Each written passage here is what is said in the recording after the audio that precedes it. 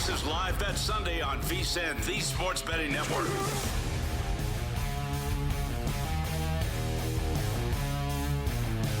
Back here on Live Bet Sunday, I'm Scott Seidenberg here with you on VSiN, the Sports Betting Network. The Winnipeg Jets have killed off the abbreviated power play to start the third period, still trailing 3-1. Blues holding on to that lead here as we are just underway, 2 minutes into the third period in Winnipeg in what should be an exciting third period. Season on the line here for both of these teams. A goal by the Winnipeg Jets would make this very, very, very interesting. Top of the ninth inning in St. Louis, and the Cardinals have a 5-4 lead over the New York Mets. Pete Alonso has struck out to start the top of the ninth inning. Joining us now on the Progressive Guest Line to talk some more Major League Baseball. You watch him all the time here on VSiN. You listen to the Baseball Betting Podcast, wherever you get your podcasts from. He is Greg Peterson. Greg, I thought that the Mets would have a shot here, game 2 of a doubleheader. Where do you find yourself playing these doubleheaders? Do you usually look to a team that loses the first game to bounce back and win the second game? Typically, I'll look a little bit more at that angle, but not exclusively. I think that every single one of these doubleheaders is its own living, breathing entity. And what cut me off the Mets in this one is just the fact that Tyler McGill just has never been the same pitcher when he's been on the road rather than at home. Now, I just thought we were going to get a lot of runs in general because Tyler McGill, I mentioned it, he's got a higher ERA on the road. And Andre 3000 Palante is a guy that doesn't really do anything other than keep the ball in the yard, gives up a lot of walks, doesn't get a lot of strikeouts, not necessarily fond of him as well. So a lot of times in these sorts of spots, and I did this year, I did take a little bit more of a look at the plus money, but I really didn't want any part of either of those pitchers, and I was really looking at that total over, which we were able to get.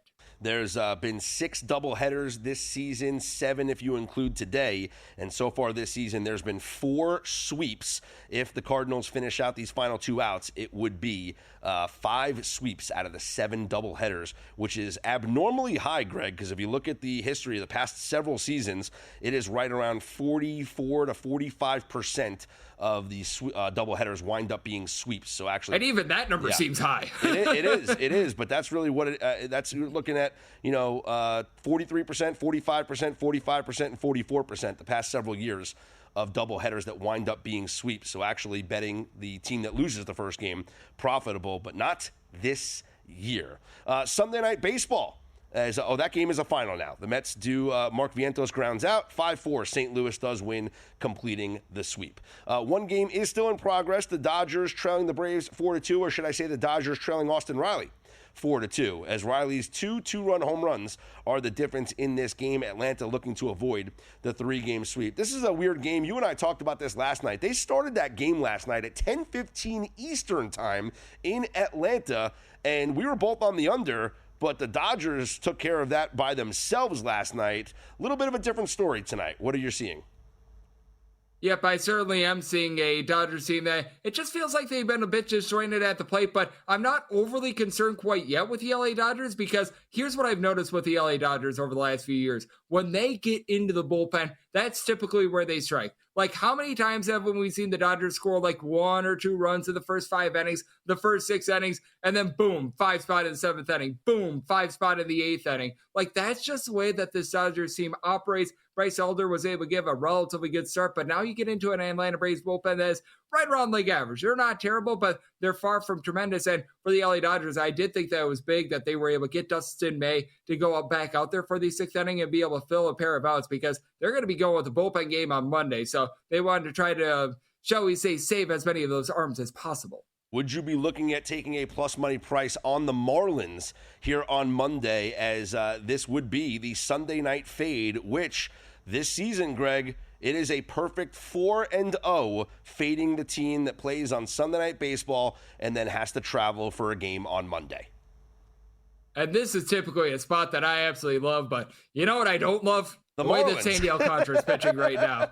Yeah, like, this is typically one of those prime spots where you're circling in terms of the scheduling spot. You're like, yes, but then you look at Sandy Alcantara giving up 5.5 walks per 9 innings. This is not the Sandy Alcantara that we all know and love. This is someone that has, like, masqueraded himself as Sandy Alcantara and is trying to sell us a bag of goods that they can't deliver on. Like, this is not Sandy Alcantara. This has been terrible for him, to say the least. The Miami Marlins have been rough. Now, We'll say that for the Miami Marlins, they have played about 68% of their home games to the over since the beginning of the 2024 season. But those early openers I'm seeing are 9.5. And as we know, when the Dodgers went with their bullpen games last postseason, they were rock solid. Ben Casparis, it looks like, is going to be getting a lot of the bulk role for the LA Dodgers. If you're able to get like an even money or so on that Dodgers run line, personally, I'd be taking a look there because I do think that they take it to a contra. Just, again, it's not been the same this season.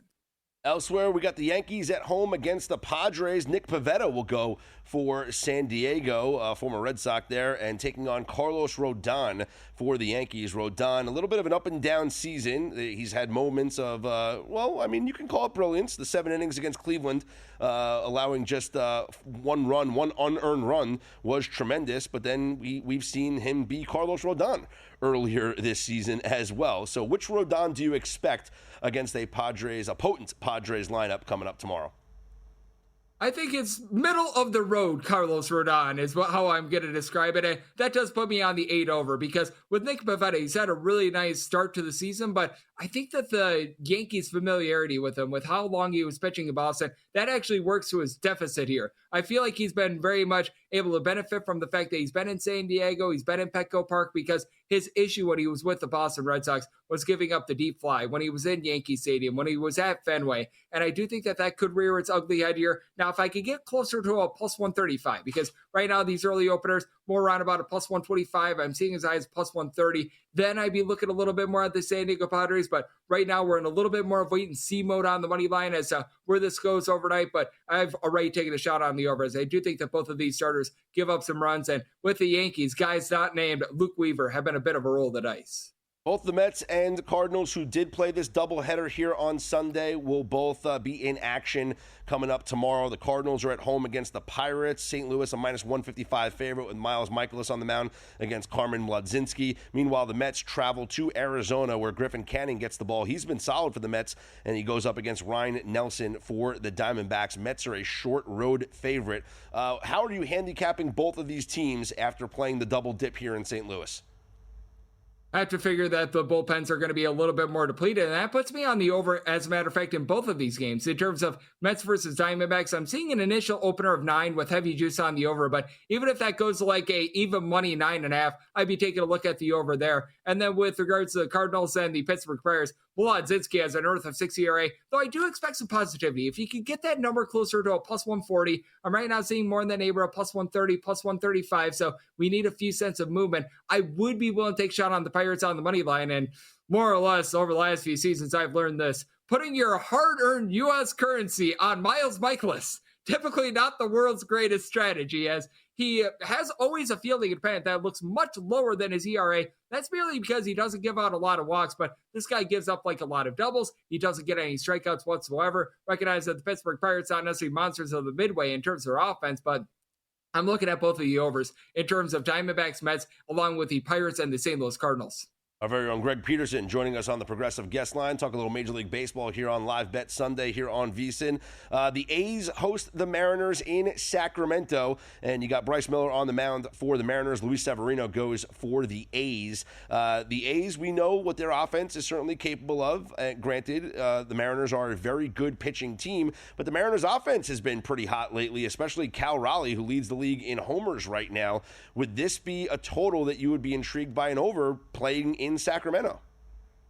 Oh, absolutely. With the Seattle Mariners, they're averaging actually closer to about 4.8 runs per game at home, which if you consider this, if you looked at ballpark factors last year, Seattle was suppressing offense where the Coors Field was elevating offense. That's interesting in and of itself, but they're averaging nearly 5.7 runs per game away from home this season. You mentioned it with big dumper Cal Raleigh, 12 home runs this season. Don't lose sight of Ore Polanco, though. That guy has been tremendous for the Seattle Mariners. They're doing it with Julio Rodriguez, not even giving you too much. And for Luis Severino, he's got some big-time home and road splits as well. With Severino, when he's been on the road this year, he's got a sub-1 ERA, has not allowed a single home run this far this season. When he's been at home, 5.11 ERA, 4 bombs given up in 24-plus innings. And for Bryce Miller, ERA goes up by more than a full 1.5 when he's away from home rather than when he is at home. So I do like the sign over. And with Seattle, just because I don't trust in Severino when he's in Sacramento, I'm willing to take a shot on them right around minus 110, minus 115 on that money line.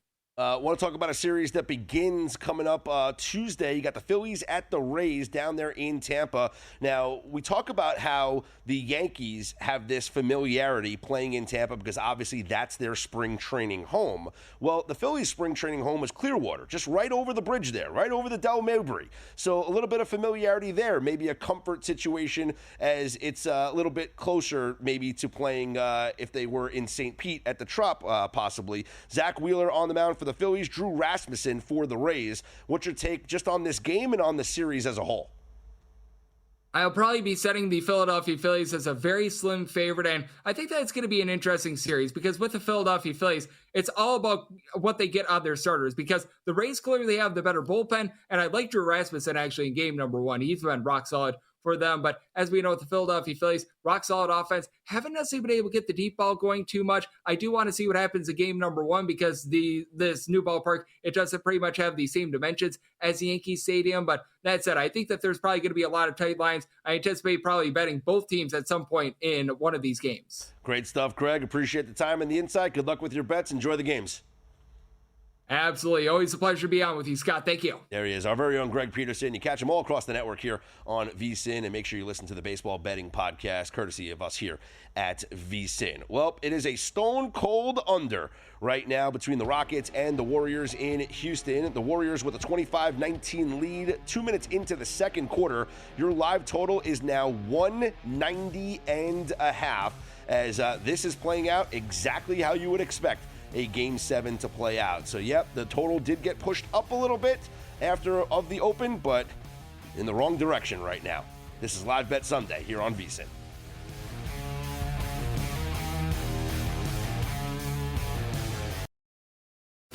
If you work in quality control at a candy factory, you know strict safety regulations come with the job. It's why you partner with Grainger. Grainger helps you find the high-quality and compliant products your business needs to inspect, detect, and help correct issues. And the sweetest part is, everyone gets a product that's as safe to eat as it is delicious. Call 1-800-GRAINGER, click Grainger.com, or just stop by. Grainger, for the ones who get it done.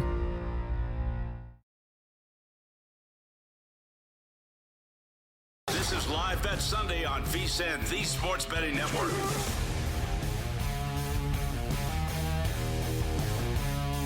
Back here on Live Bet Sunday.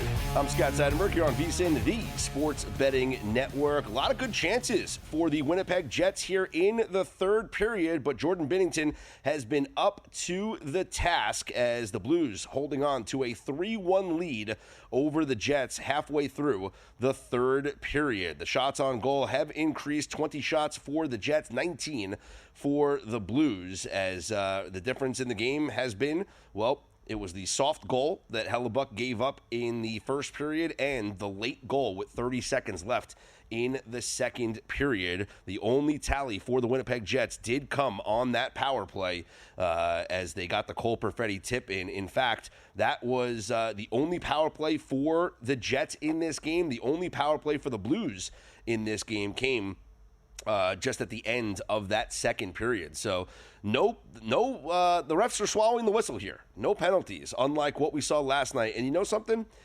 I didn't think about this, and I probably should have, and I apologize for not thinking of this. But last night's game was decided by a penalty. It was a 2-2 game after Dallas, came back and tied it. And with 4 minutes left, an interference call on Colorado gave Dallas the power play that they scored the go-ahead goal, and then obviously went on to win 4-2. There was a lot of criticism about that call. Granted, every official that you talk to and every rules analyst that you saw on television agreed with the call, and yeah, calls have to be made. If there's a penalty, you call the penalty. I know we like to say that the postseason should be officiated differently and the Game 7s maybe should be officiated differently, but a penalty is a penalty. But maybe tonight, with the pressure that was, involved, the pressure that maybe, the refs tonight didn't want to have the same effect as they had last night in really dictating which team advanced in the playoffs. Because I don't know that if Dallas doesn't get that power play, do they score the go-ahead goal? Does that game go into overtime, tied at 2? Does Colorado win in overtime, 3-2? We don't know. What we do know is that a penalty was called with 4 minutes left in regulation. Dallas scored on the power play, and they won Game 7.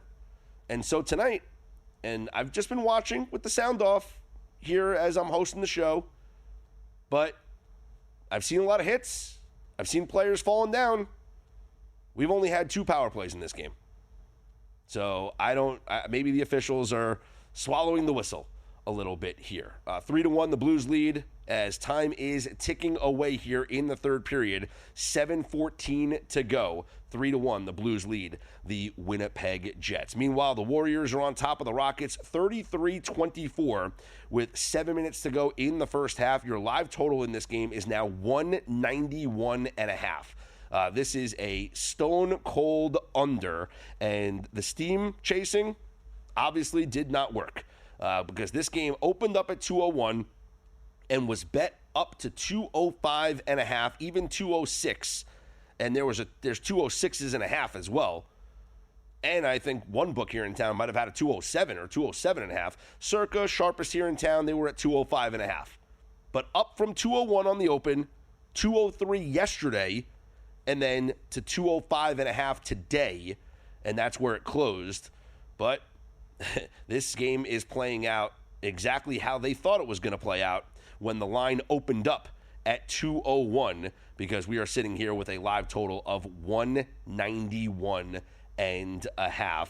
As looking inside the box score for this game, the Golden State Warriors right now are shooting 7 of 15 from three-point range. Now, that's good. So they're chucking up a bunch of threes. They're making almost half of them. Like, that's not a bad percentage. 40, almost 50% from three is not bad. But the Rockets, 1 of 5 from three-point range. The Rockets, 11 of 31 from the field. And this is what is really sticking out to me as to why this game is absolutely going under. There's no fouls being called in this game. They are letting them play defense.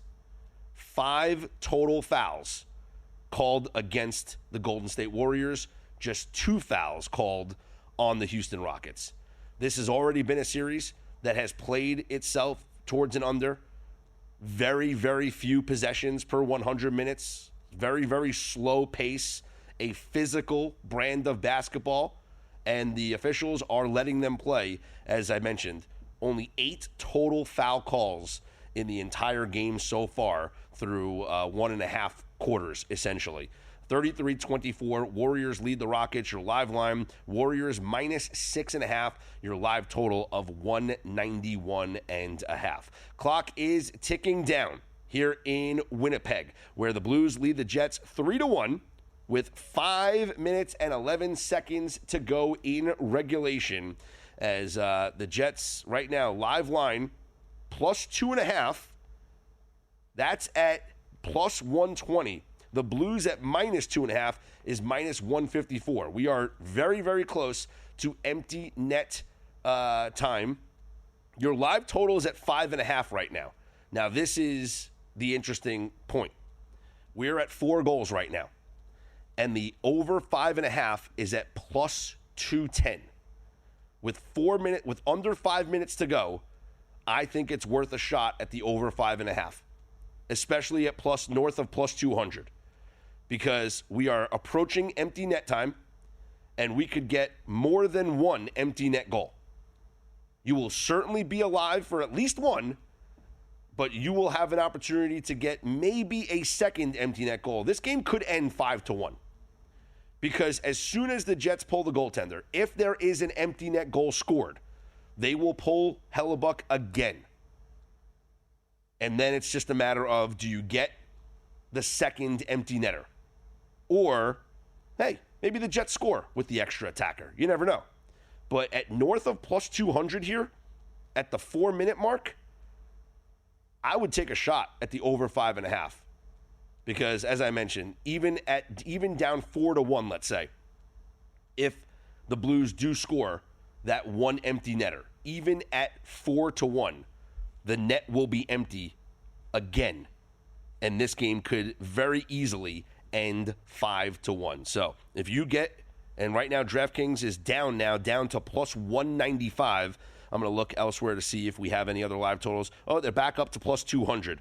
Yeah, that's something that I would take a look at here. This is a good price here for plus 200 on DraftKings. I think it's down everywhere else. But, yeah, plus 200, I would take a shot. But let's see how this final 3 minutes plays out, as it is still a 3-1 lead for the St. Louis Blues over the Winnipeg Jets. Time, and it's like this time, it's like it's the clock is ticking faster and faster and faster as it's getting real close to it being done here. Meanwhile, I need one Robert Thomas shot on goal to cash a shots on goal same game parlay. That was just a sprinkle, little. I don't like to say pizza money because pizza money's too much. Pizza's expensive these days.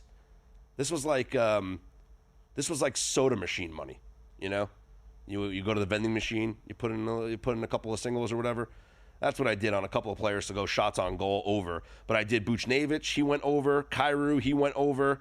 Robert Thomas, he's at one shot on goal. I would need a second shot on goal from Robert Thomas. And then I did Kyle Connor, he went over. Nikolaj Ehlers went over.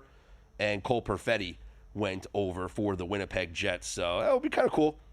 Little, like I said, vending machine money on just something to root for in this game after, my Winnipeg Jets Stanley Cup future is about to be ripped up. Hey, you want to know where the real money is going? Unlike other sources, our betting splits come straight from Circa and DraftKings Sportsbooks, giving you the insight into where the sharp action is landing. Circa is known for taking big bets from professional bettors, while DraftKings provides a broader market perspective. That means you're getting the real action, not just the public money, but the kind of wagers that move lines. See the percentage of bets versus the percentage of handle on every game across every major sport, helping you make smarter, more informed bets. Get VSiN's exclusive betting splits for as little as $9.99 for your first month at vsin.com/subscribe. So if you looked at the betting splits, a lot of money was on the over here in the Warriors game against the Rockets. Warriors lead 35-29 with 4:40 to go in the first half. My goodness. Your live total right now, 189.5. That's right. Opened at 201, closed at 205.5, and it is now at 187.5. Are we really not even going to reach 190 in this game? That is unbelievable how low scoring this has been. And yeah, just looking inside the box score, as I mentioned, letting these guys play. Couple more fouls here at the end of the half, but letting them play right now. Again, Warriors lead 37-29. We'll get you caught up on the final 3 minutes here in Winnipeg coming up next. I'm Scott Seidenberg. It's Live Bet Sunday here on VSiN, the Sports Betting Network.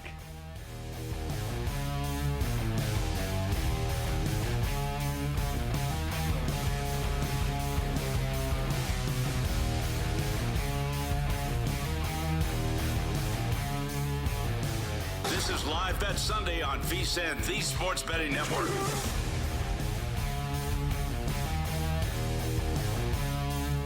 Well, it's not over yet. The Winnipeg Jets have scored a goal with the extra attacker, and it is now 3-2 with 1:40 remaining on the clock. Let's see. Hellebuck is still in the net. As soon as the Jets get possession, which they just did, they will pull Hellebuck again. And we'll see with 1:20 left if the Jets can get a miracle goal to tie this game. We're also one goal away from cashing, if you did get to play that live over 5.5 at the plus 200 price that was available there on DK. We did get that one goal from Winnipeg, so maybe the empty netter from St. Louis, or if Winnipeg could somehow get the miracle goal to tie it. Let's see. Oh, they stuff it in the net, and looks like that is going to be covered up by Jordan Binnington. A little bit of a scrum here in front of the net. Chaos right now. We got a minute left in the game. I think the Jets already called their timeout, so they're not going to be able to rest their top guys. But it was Nemestikov did score the goal there for the Winnipeg Jets with the extra attacker on. So there is 1 minute left. Oh, yeah, no, good job by Binnington stopping that shot, as there was a stuff attempt right there. Good pass right in front of the net. I'll tell you what, the Jets have had so many opportunities in this game. Now, if they go on to lose this, which is very likely, there's a minute left. Like, yes, they could get the game-tying goal here, but with a minute left, like, you can look back after this game, and you're going to say, hey, they gave up the goal a minute into the game. The 2-on-1, 1 minute into the game, and it was an incredible 2-on-1 play with just a really bad play by Connor Hellebuck in net. Really confusing the way he went out of his crease to attack the puck. And then the second goal, after a turnover at center ice, it was a soft goal, a wrist shot that maybe Hellebuck was screened, maybe it deflected off of his defender's stick a little bit, but it was a really soft goal that was let up there by Connor Hellebuck for the second goal of the game. That's how we lost our under 1.5 in the first period. And then 35 seconds left in the second period. This was a 2-1. The Jets had already come back in this game. They made it 2-1. And with 35 seconds left in the period, they allow another goal. So a chance to, tie the game, to go into the third period, not tie them, go into the third period down 2-1. Instead, they're down 3-1 after letting a goal in, and those are the ones that kill you the most. The ones that you let it in the first period of a period and the last period of a period. Those are the ones that really come back to bite you. And so right now, the refs are reviewing this. Toronto's going to be reviewing this right now. Is there a possibility that puck actually crossed the line underneath Jordan Binnington? I don't think so. Let's see. Here's the refs ruling. Well, the crowd's not celebrating, so I don't see anything. Yeah, no goal. Okay. All right. I was going to say, I didn't even think that there was anything there to review. I guess this was to the Jets' benefit, I guess, because this kind of acted like here's the closer view as, you know what, you just can't, it's impossible to see the puck. So what happened was, I'm trying to explain this as best as I can for the audience that's not watching the game. Maybe you're listening in the car or on the VSiN Watch app, wherever you're consuming us. There was a stuff attempt. Basically, the Winnipeg player tried to shove the puck underneath Jordan Binnington, and Binnington slid backwards into his own net. And so the argument was that maybe that puck underneath him was actually across the line into the net, but they reviewed it, and you couldn't see where the puck was. It's almost like impossible to see, so no goal there. And the Blues do get a clear, and they ice the puck. So 52 seconds left, and that was Robert Thomas. I certainly would have liked Robert Thomas to get that empty net goal. Cash my little shots on goal parlay. But here, 52 seconds left. The drama is real right now. Face-off in the offensive zone for the Jets. The net is empty. They already have one goal with the extra attacker on. It is a 3-2 game, and the Jets have looked like the much crisper team in the third period. But as they say, a day late and a dollar short, right? As the Blues are they able to clear it? And it does not go into the empty net. It is another icing. So that was Buchnevich on the shot attempt at the empty net. 46 seconds remaining in Winnipeg as there will once again be a face-off in the offensive zone as the Jets will look to get a miracle game-tying goal. The Blues certainly can get an empty netter. An empty netter would cash the over if you did play the over. It is 3-2.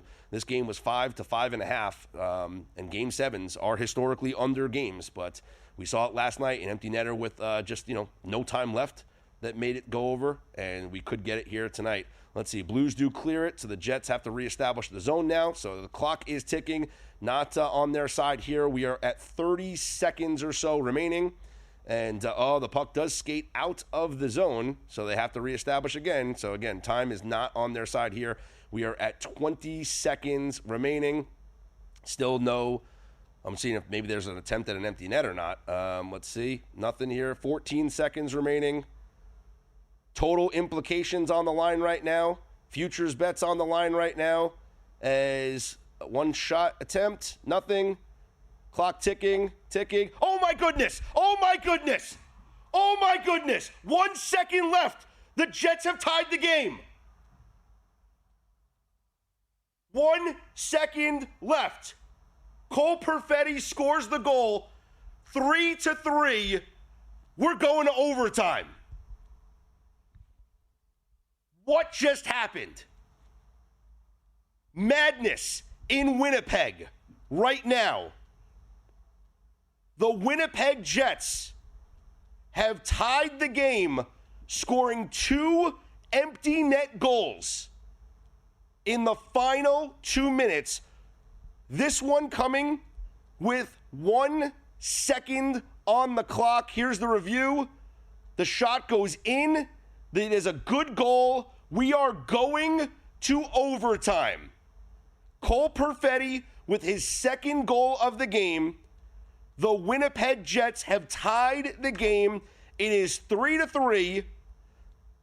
3 plus 3 equals 7. The game goes over the total. Your live line right now, prior to overtime, the Winnipeg Jets live minus 135 favorites. I cannot believe that just happened. A tip in right past. Oh, that is a beautiful tip. Beautiful tip in. Who got the assist on that? It might have been a shot pass, but Perfetti with the deflection, his second deflection goal of the game, the assist once again to Kyle Connor. Just like the first one was the assist to Kyle Connor. So here we are, 3-3. We will head into overtime. Your live line right now, the Jets are minus 135 favorites to win this game in overtime. I cannot believe that just happened. Oh my goodness. This is Stanley Cup playoff hockey, folks. Whew. I need a breather after that. Speaking of a breather, we are at the half between the Warriors and the Rockets. It is all Golden State.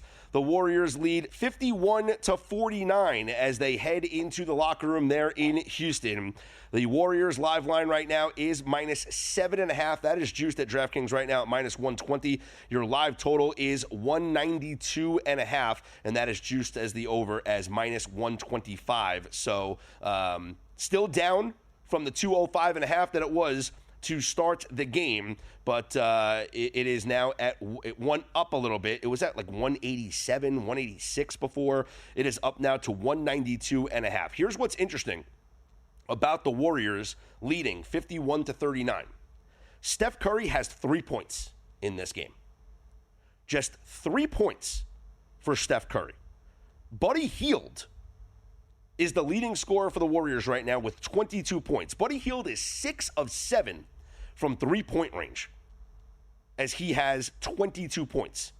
Jimmy Butler only has 8 points on 3 of 7 shooting. Steph Curry, 1 of 7 shooting. If you told me that in the entire first half, Steph Curry and Jimmy Butler would combine for 11 points and Curry would only have 3 points on 1 made basket, I would have told you that the Warriors were losing by double digits, not up by double digits.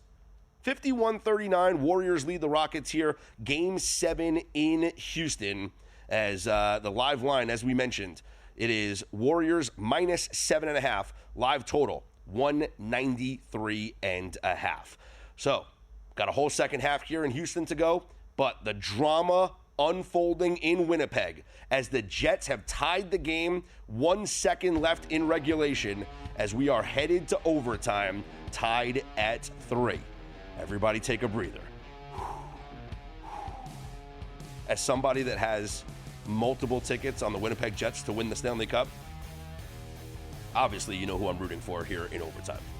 I'm Scott Seidenberg. Hit me up on Twitter at Scott's On Air. It is Live Bet Sunday here on VSiN, the Sports Betting Network.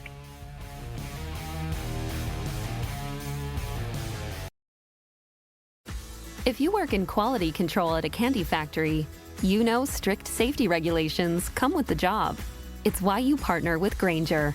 Grainger helps you find the high-quality and compliant products your business needs to inspect, detect, and help correct issues. And the sweetest part is, everyone gets a product that's as safe to eat as it is delicious. Call 1-800-GRAINGER, click Grainger.com, or just stop by. Grainger, for the ones who get it done.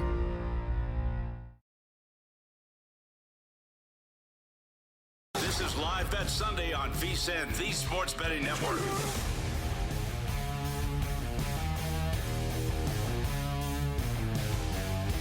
How's everybody doing? My goodness. I mean, I needed to calm down after what we just saw. I am still in disbelief. We're 7 minutes away or so from the start of overtime. The Winnipeg Jets they come back and they tie the game with 1 second remaining wow. I'm still in shock. I am still in shock. Live line right now, if you're interested, you can get the Winnipeg Jets to win this game at minus 135 and has now been bet up to minus 140. So looks like money is coming in on the Winnipeg Jets, who seemingly, listen, I've seen it happen before, but you took all this momentum now. You just gave your fans a moment that they will remember forever. And you got to win this game in overtime now. You got to win this game in overtime now.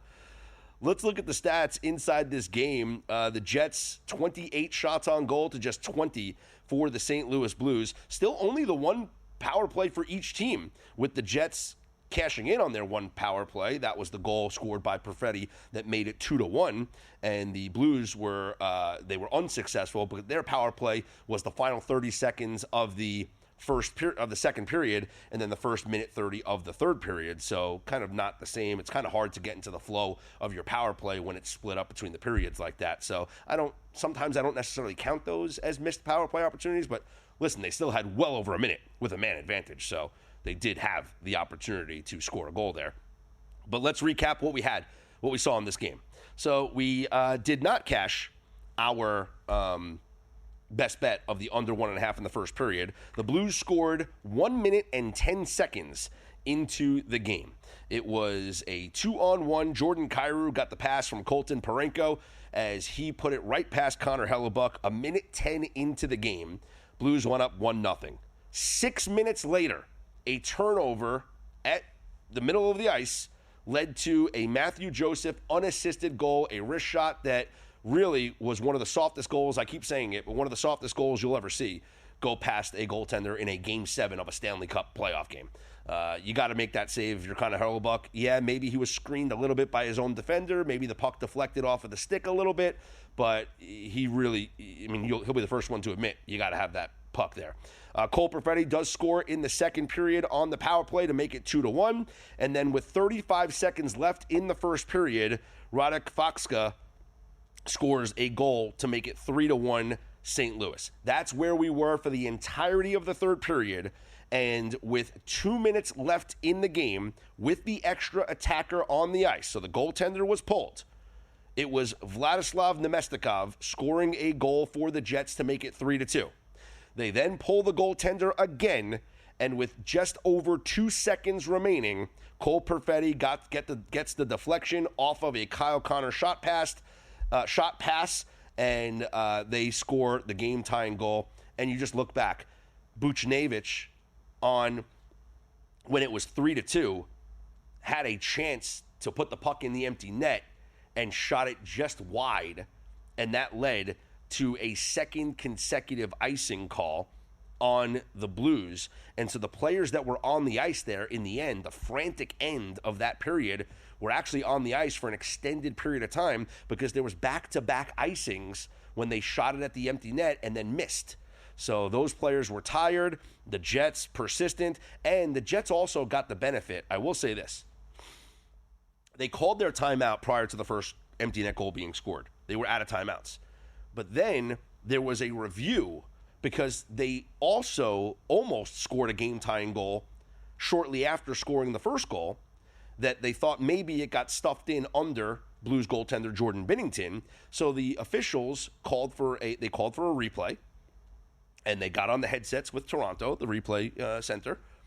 And so that gave the Jets kind of a second timeout because they got to go to the net, got to go to the go to the bench, talk things over with their coaching staff, and they come out a little bit energized and rejuvenated and are able to keep their top guys on the ice. Their top line winds up getting the goal there. Cole Perfetti with his second of the game, his third of the playoffs.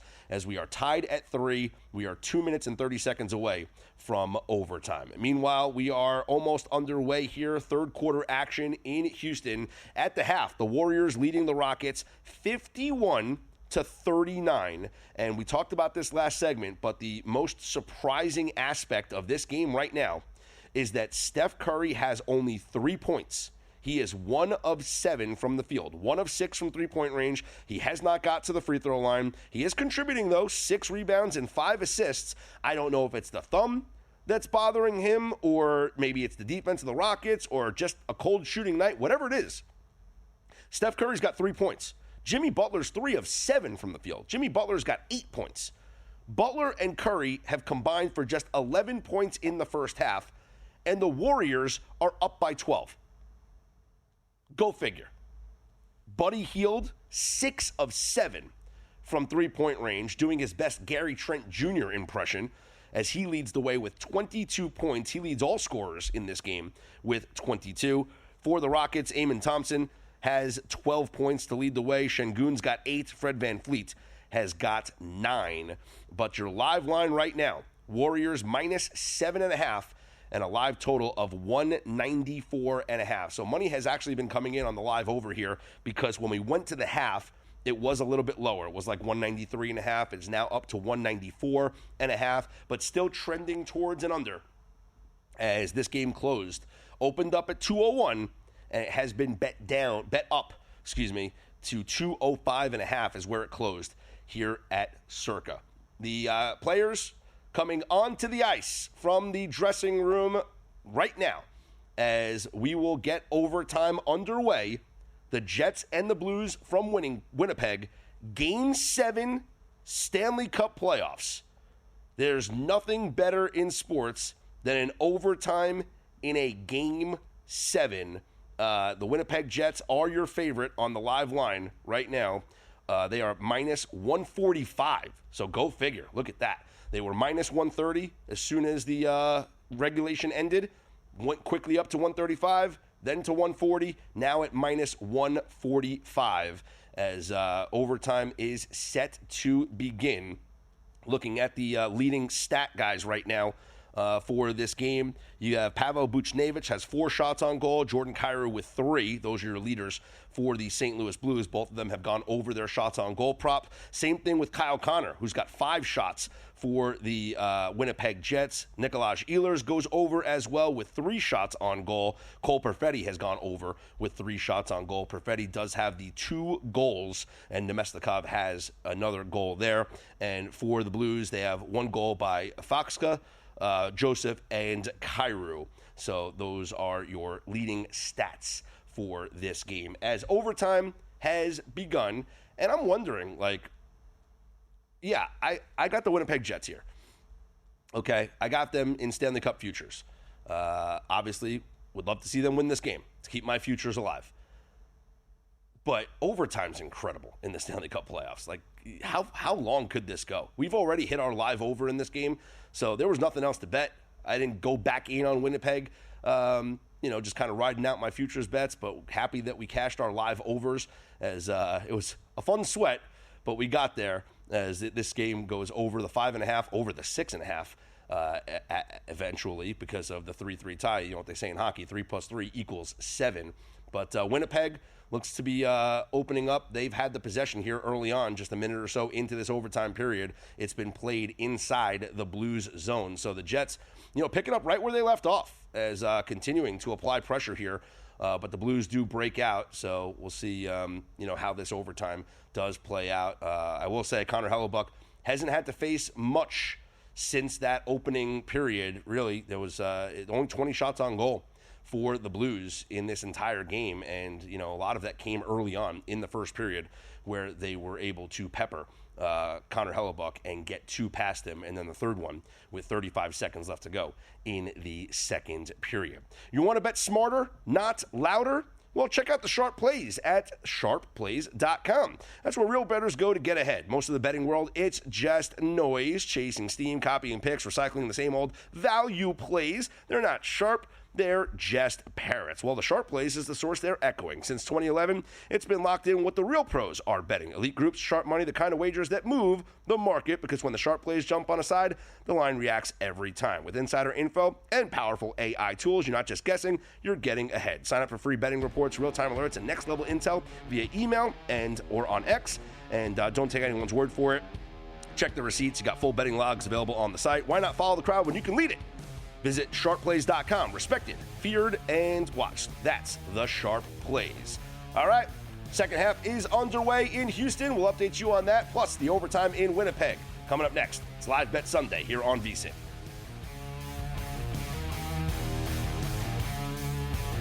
If your job at a healthcare facility includes disinfecting against viruses, you know prevention is the best medicine. And maintaining healthy spaces starts with a healthy cleaning routine. Grainger's world-class supply chain helps ensure you have the quality products you need when you need them. From disinfectants and cleaning supplies to personal protective equipment, so you can help deliver a clean bill of health. Call 1-800-GRAINGER, click Grainger.com, or just stop by. Grainger, for the ones who get it done.